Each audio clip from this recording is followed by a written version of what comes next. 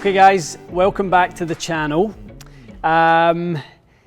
This kind of feels like for you and I, because both of our bags are now set, this feels like back in the UK we would have in sports the transfer window, right? Okay. So chances to move players in and out, get your team, shape it how you want it, and once transfer window is done, that's you're working with what you've got. That's today. I'm at the end of my transfer window with these clubs. I'm done. You made a few transfers in the last, holy moly, I don't know, 2 weeks. You changed your mind about 8 times. I brought in a whole new team.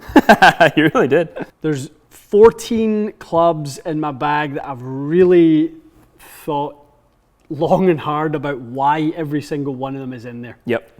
So we'll start at the top. Yeah, we'll start at the top with the driver and then we'll work our way down. The sim. You know what I want to try to find? Yeah. the video I took of you when they first revealed this at the Kingdom. Because you have a look on your face and I went, you're just going to play that driver this year for sure. And you're just like this twinkle in your eye. And here it is. Well, it's blue and white. That's just about a done deal, even if it was a stinker for me. I was going to say, even if it wasn't good. So, sim, little weight in the toe. Yeah, weight which in is the nice toe. for you. Really good for me. I'm a big, I'm someone who really benefits from twist face. Okay, I didn't think you were going to say that. I hit the ball in the toe a lot. Okay. Right, so I'm somebody who gears it an awful lot. So offsetting that start line. I was playing golf yesterday up at the Devil's Pulpit. I hit a couple of tee shots out the toe yesterday that went a mile. Really? There was one in the par 5 on the back 9.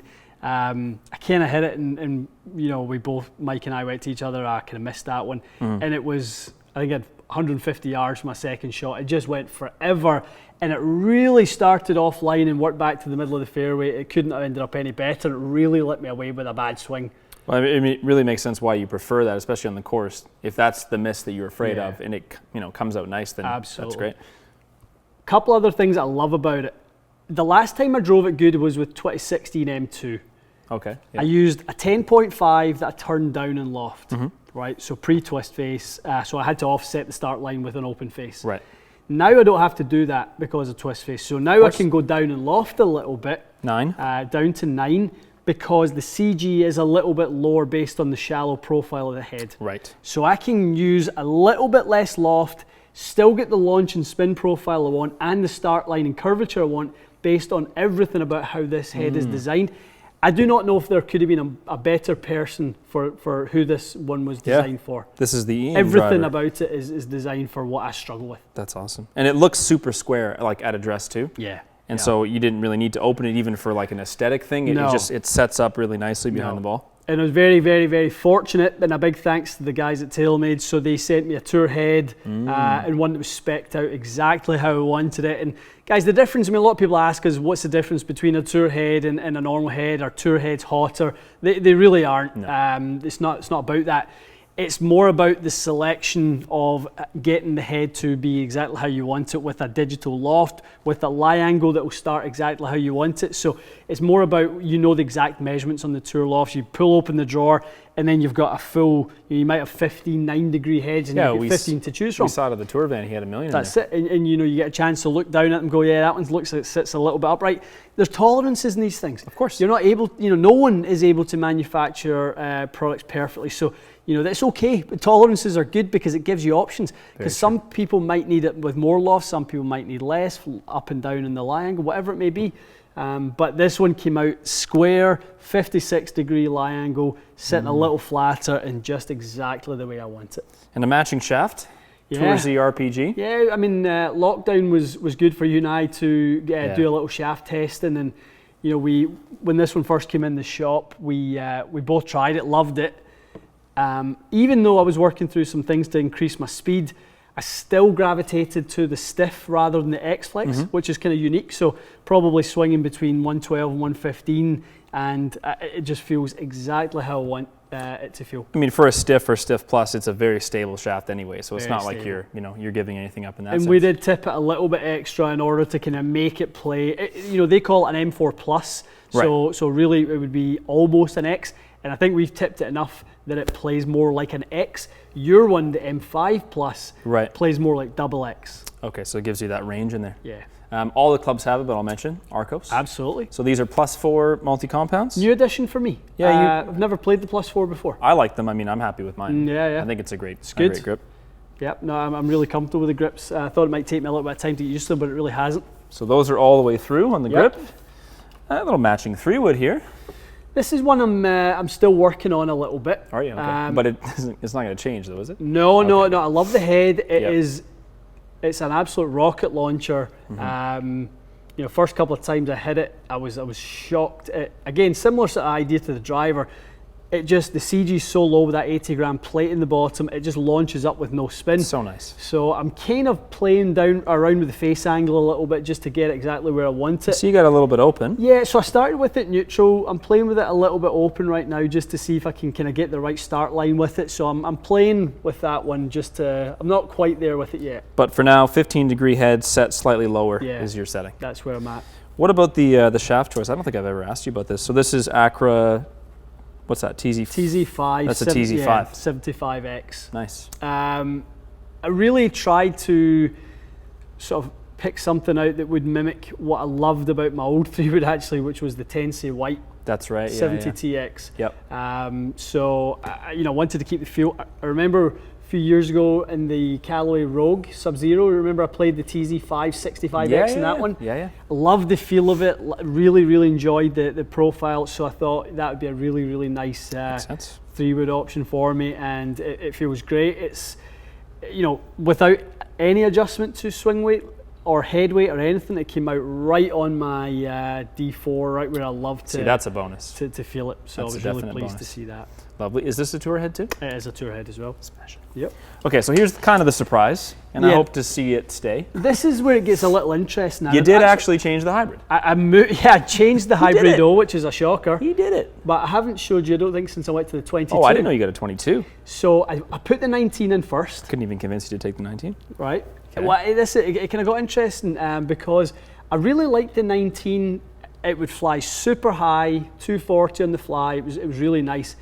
And then I tried to flight some lower. I really struggled with it. Gone like way too low? No, couldn't get it down. Purely on me. Okay. And the things I've been working on in my swing, try to take a little bit of the shallowness out. So, for now, this is a great setup for me. But Love it. what I ended up doing, Matty, was I felt like I couldn't hit anything low. Okay. So I went to a P790 UDI. 17 degrees, I can hit it as flat as I ever need to hit it. I can hit it 40 feet to 80 feet, that's my window with it. Yep. So if I just need to hit something flat, get it running in the fairway, and honestly, since I'm putting that in the bag, it gives me a shot I've never really had before. Really? So which that is much of a stinger sort of trajectory flight. change? Yeah, big time. CG obviously closer to the face, higher allows it to flight a little bit more. Now, based on the course, you're choosing one or the other, is that right? No. So this is where it got interesting. Okay. What'd you do to make room then? I looked at my Arcos data. I looked at 6, 5, and 4. Yep. And they were really starting to bunch up. Okay. So I'm like, well, 4 needs to go. Oh, that's why this is the 22 then? Yes. I'm with you. I went with that's my 4-iron effectively. Yep. Because I was struggling to, the reason my 4-iron wasn't carrying further really than the 5, it was about 6 yards further, is because I wasn't flighting it as high. Okay. So put that in there because that'll give me plenty of height. Par 5, going in nice and high with those. Yep. I moved my 5-iron 1 degree strong. Oh, I like this. And then I went 25, 30, 34, 38, 42, 46 in the irons. Gotcha. Right, so now I've got the shot I need with this. This is off the tee mostly. Right. Love it, 260, 250 off the tee, just a bullet ball. This guy flies about 225 That's what I was going to ask nice and high. Okay. And then 5-iron 210, about 210, yeah, Perfect. about that. That's great. That is a bit of a surprise. Yeah, I thought you were like Tiger Stingering them, like Tiger Stinger and like 5-wood kind of thing. No, I mean, so it was just modification from having played a few rounds, and I kind of went, what am I missing? What shots don't I have in the bag that I need? And it's really given me great balance at a crucial part of the bag for me. So in the 22, you stuck with the same DI that was in your trusty faithful, which I can't believe is not in there. Well, do you know what, honestly, and it was ripping the Band-Aid off, and you told me I needed to, you're absolutely right, because since I've taken it out, I've probably enjoyed the flight on it much, much more. Interesting. I don't curve it nearly as much. See, I think that's what is so nice about a hybrid like that, is the ball just goes so straight. It goes little very bit extra straight, spin, very reliable. And that CLK is the flattest naturally sitting hybrid out there without going to the ping flat settings, which goes super flat, which to me was a little too flat. It is actually can be too flat. Because I obviously get the handle up a little bit and toe down, so that didn't really work for me at all. Shaft in the driving iron is an Acra 100i. 100i from the Tour Series, so tie mesh in the tip section, you've got the carbon weave in the butt section, so very, very stable. That's cool. Absolutely love it. It's actually one that they sent me a long time ago. They sent it to me when they sent me my iron shafts for the Strixons. It's the same one, but just the lower weight. Yeah, so this was always meant to go in a driving iron at some point. That's very cool. I just never had the driving iron to put it in. Of course. So spent a little bit of time, actually Mike and I went through the range, and it really came down between this and the Titleist driving iron.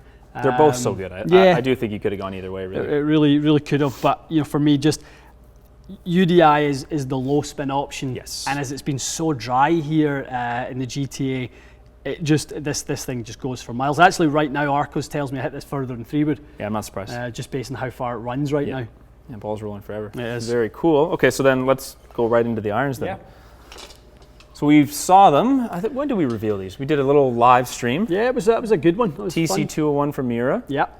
Custom ferrules. Custom ferrules. Very fancy. Yep. Match my bands. Your gold shaft bands on here too. Yeah. So the 5 iron's a little stronger than standard, and then the 6 iron kind of gets more into the traditional. Everything else gets is pretty standard all the way through from there. So give us the Coles notes. Why'd you end up with these over T100? What'd you like about these? Shape. Okay. Address shape? Yeah. Really, really nice address shape. They are.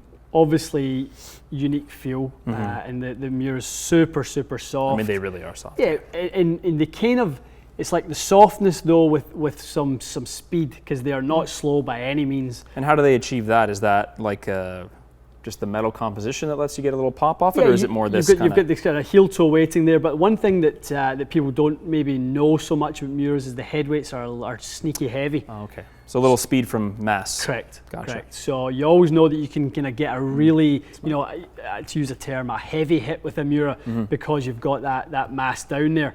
Now, one thing that actually may change is that shaft.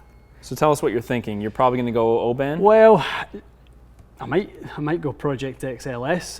That's based right. on hot on the heels of that review. Yeah, on what we just saw, and I think that would look really, really sharp in there. But when I kind of thought about it afterwards, sometimes it's you don't think about these things until afterwards. But the Mura heavier head weights, you've got an S400 which is 132 grams, and you've got a Golf Pride Plus 4 grip that has an Arcos sensor in it. Right. All those things are heavier than I'm used to playing, so I could probably handle one of them. I could probably handle the Muras, but when you add the 5 grams extra head weight, 4 grams extra head weight, you've got, from where I was at before, 12 grams extra shaft weight, and then you've got the extra weight from the Arcos. Yep. The system got that's really a quite total heavy. unit. That's a heavier club. Absolutely. So if you could shave another 10 grams from the shaft, you'd probably be in a window that feels pretty damn similar. That's right. So what I probably will do, will shave about maybe about a 1/4 inch of length off them. Oh, okay. And also go down in weight to about 125. So you've got a couple options in that. I'll save a little length and a little bit of weight, and that'll take the overall system down a little bit in overall weight, and I think I'll enjoy them a little bit more. But the heads themselves, I'm sure, are going nowhere. They're going absolutely nowhere. I don't see any reason to change those. So these came out of the box about 3 hours ago. Yeah. Your wedges.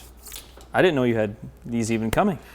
So I think I was moaning enough. Probably those who follow me on social media on Instagram have probably heard me moaning enough how bad my short game was. You mentioned it. Yeah, and Marco's data backed that up, and it's something that really has been revealing for me this year. Is just how much my driving has improved, my putting has improved, and my approach game isn't great. Has gotten and the chipping is really bad. Yep. So I kind of said to myself, I've never stuck with the same set of wedges for any length of time, and how are you ever going to have a good short game if you can't stick to the same clubs and get to know them and get that relationship with them? Absolutely. So These are not your average set of SM8s, so tell me about, first of all, they're from the man himself? Yeah, so Aaron Dill sent me these, made them all. So we had actually a couple of consultations on them. So he went through his full process that he goes through with his players. What do you like? Shapes, lofts, lies, bounce, how we achieve certain looks. We may start with one, a certain loft and go one way. What do we want the sole to do? What shot variation are you looking for? So, I mean, we've literally went through the full top to bottom with these wedges as to everything that I ever wanted in a wedge. It's very cool. So bounce, so you've got 50. Is it at 50? It's at 50, bang okay, on. So 50.08. And one thing you'll notice with that one, Matty, is it has literally zero offset. Not even a bit. The hosel transitions into the leading edge with nothing in there. It's the best looking gap wedge I've ever seen in my life. He also ground the heel side. A little bit of trail edge relief, yeah. You can see all the custom work that's sort of been done in there. Some fancy stamping. Some fancy stamping on my boys. 5612D, is that at 56? 5511. Okay, gotcha, 5511. The D grind is sort of like that. You can see quite a bit of heel and toe there. Yeah, and that was to be honest, that was a big Aaron influence on me, because he's like, I want you to use a little bit more bounce in your sand wedge. Okay. I want you to use something that when the sand gets a little on the softer side, that you can have confidence that you don't have, you can lay it open a little bit and just hit it hard, and that sole will get in and out the turf. And also when the turf gets a little soggy. I was going to say also that would work for a soft line. Yeah. So you've got the most bounce on the sand wedge, then in the 60 you've gone back to 8. Correct. And this is an M grind. The M and the D aren't totally dissimilar. They have a similar kind of shape to them. That's right, yeah. I mean, a little bit of a wider flat spot here on the M, the heel toe relief and the trail edge relief. It's really sharp. Yeah, really, really nice. Done an incredible job. These are all the raw versions, so they will rust over time. And I mean, he's done an unbelievable job. They look good. So the heel grind is something he did in all of them. Yes. So you try and kind of almost like, you can really see pinching that heel, Yep. how narrow that is. So if you're in the bunker and you really kind of lower the handle and you're trying to keep as much loft on that as you can, we talked to Gareth about it when we were talking about how to play those shots. You really want to get that heel down and kind of almost reverse the loft, Yep. As much as you can through the shot. You don't want that loft turning off, and you really use that heel section to dig through and get the club in and out the sand exactly. effectively. Yeah, that looks like a great addition there. Last but not least. Yeah, as I say, it bookended either side of the bag. The two that have made the biggest difference to me this year that have kind of kept, probably my handicap right now is at plus 0.5. Right.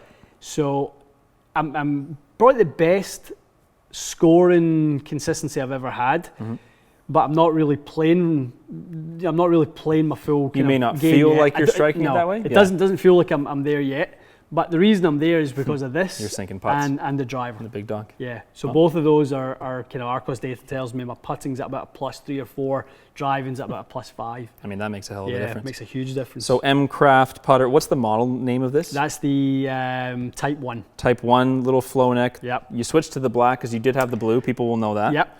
This shaft choice is really, I didn't know that you could get that part of, how is this black also? What's that from? So that's again, that just comes, you have both options. You have the stainless silver, and they also done on the Stability Tour, they done the blackout tip section. I mean, it looks really, little black and red theme here, Scotty Cameron grip. The original Stability for me was too thick. It did put me off. And when I do look at mine, I kind of, now that I see yours, I wish mine looked like that too. It's really, this is much really more subtle, isn't it? Well, it's really, especially because it's black, you almost don't notice this transition here. It's very sharp. So and performance-wise, there shouldn't be any difference. It feels really, really solid, really, really stable. With the weight kit Mizuno gave me, you get the 3 sets of weights. Started off with the heavier weights in there, the 13s. Really struggled with my pace. I felt like the putter was so heavy. I didn't have good flow with it ever. This feels really balanced. I lightened up the head weight. I put the 2 3s in there, so took 26 and put in 6, and now it's the best putter I've ever had. Wow. I can honestly say that. That's a statement. I played with a good friend of mine the other day at Beacon Hall, and he kept kind of mentioning the roll off that thing is ridiculous. Just that good, eh? It really comes off really, really well. I have to say, when I had the blue version with the steel shaft, I liked it. When I put in the Matador grip, which is always the grip I use, the Scotty Matador grip. That's what this guy's called? Yeah, and I put the Stability Tour in there. It's a whole different putter. Really? It really is a different putter. I don't feel the vibration nearly as much. All that's dead. Every putt feels dead solid. And I say I'm probably right now holing 3 putts over 12, 15 feet every single round, which is either saving pars or making a good birdie. That's how you shoot a good score. This is sharp. This is really good, sharp. isn't This is the it? first time I've seen this. Yeah. I like that a lot. So that's the bag right there. So that's the bag. I mean, as I say, Arccos is playing a big part. Golf ball wise. I was just going to say, what's the golf ball choice? Yeah, golf ball has been a change. So I used to play the Z-Star XV. Right. This year I've went to the higher spinning Z-Star, primarily because I'm, again, not using as much loft in the driver. So I can play a lower spinning driver with a higher spinning ball that gives me a little bit more control on those short irons. And the irons you hear is preaching that on the channel all the time about where to take advantage of the ball characteristics. It's in the wedges and the irons. It's in your scoring clubs, so you can do that. So the Z-Star is a phenomenal golf ball. Very durable, feels great, nice and soft. Yesterday it was really windy when we played. I actually played an XV and didn't like it nearly as much going back to after really get used to the nice soft feel of this one. Yeah, it would feel firm in comparison when you go back. Especially with the Mura irons. It really is a compound feel thing for me when it comes to the feel of this ball and the Mura iron. It feels so good. Well, if you develop the preference for that, stick with it. Absolutely.